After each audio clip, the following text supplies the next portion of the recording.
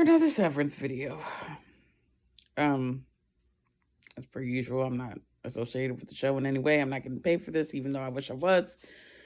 I am exhausted right now, which is why I'm not sitting up like I normally do. And also, I want to get this out because this is concerning season 2, episode 9. I want to get this out before the new episode drops. And I'm going to be asleep when it's released. Because I'm not even going to get into why I'm so tired. But anywho, ski, for my notes, my handy dandy notes. Um, this is going to be a true scrambled egg brain.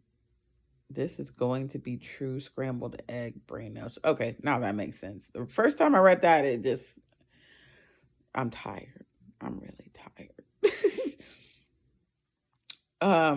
This is going to be true scrambled egg brain notes where I will generally cluster them by character instead of following a more linear manner.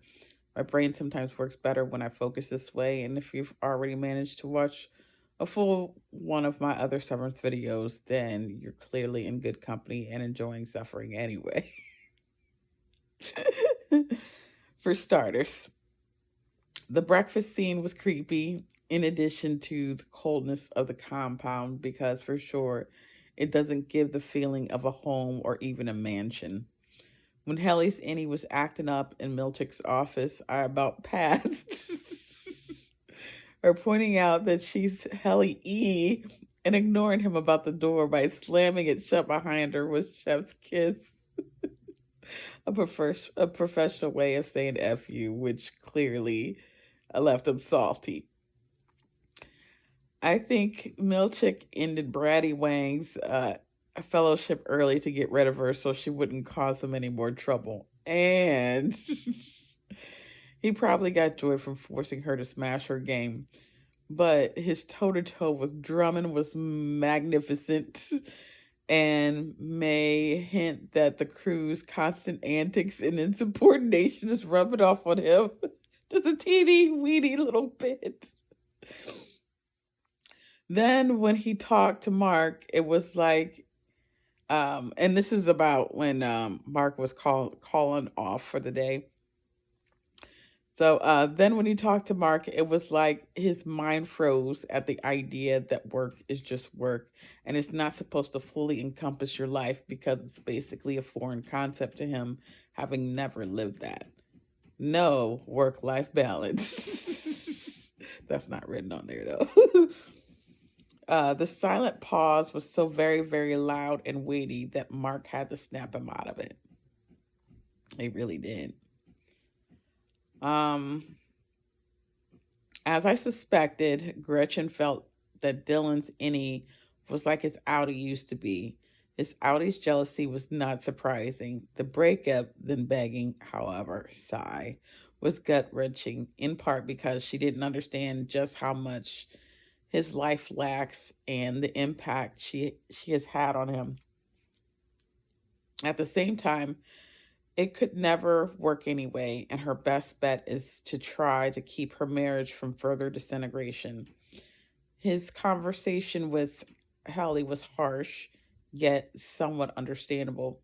I love the earned disrespect of him dropping his key card on Milchick's desk instead of placing it on his outstretched hand, especially after describing Dylan wanting to quit as ingratitude.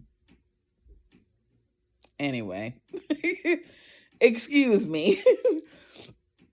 Annie's work for free, never get to enjoy family life or the basic creature comforts of normal life outside of work, while being terrorized daily and successfully quitting is like jumping a bridge with 0% chance of surviving if he is never awakened again.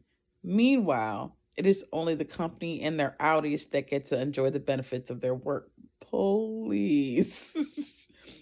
I suppose while Annie Dillon was waiting at the elevator, Milchick sent a message down to the security desk meant for his Audi. I think the Audi's threat of quitting was a rash and empty way of hurting and scaring Gretchen, and that his innie will be right back at work at least by the next workday.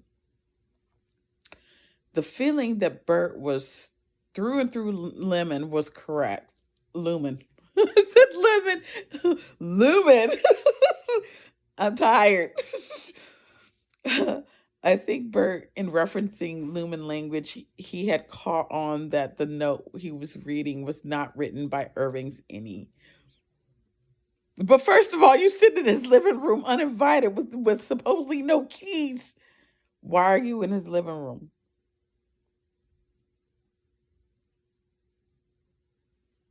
That's that's mobster conduct, sir. He acted as if him being in Irving's living room was a normal thing. It no. Anyway,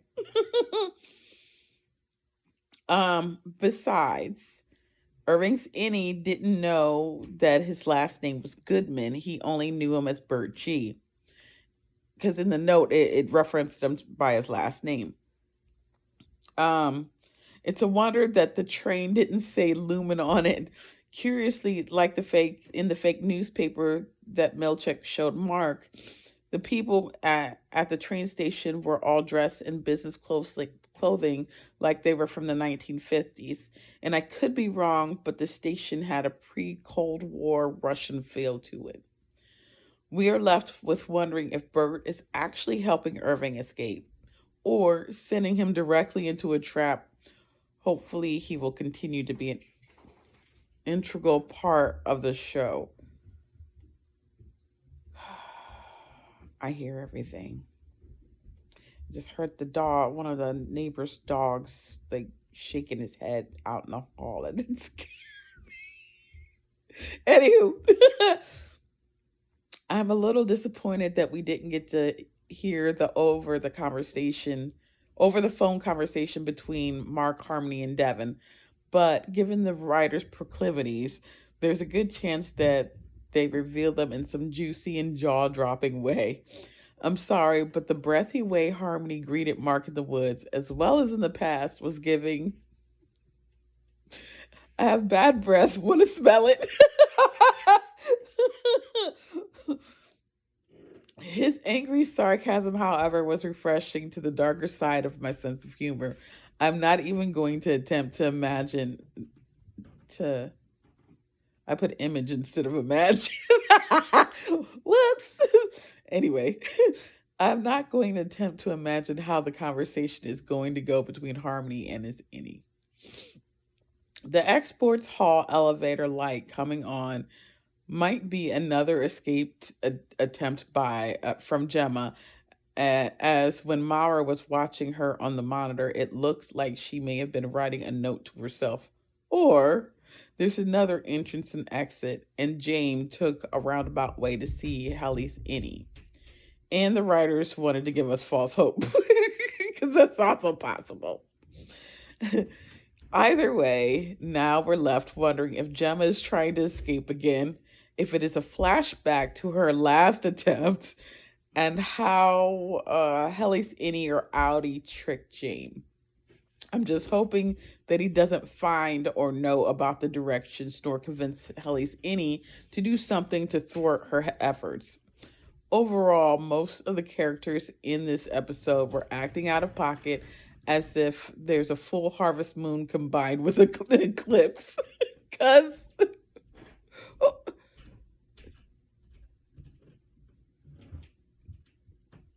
y'all, just, okay, okay. One more small thing.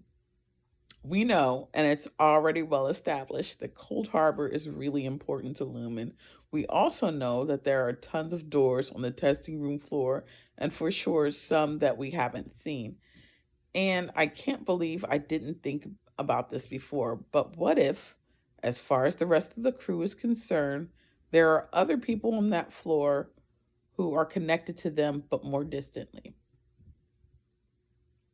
Like neighbors, former friends, exes, clerks from their favorite stores, second cousins twice removed, and the like, who are supposedly dead or disappeared. I'm just saying.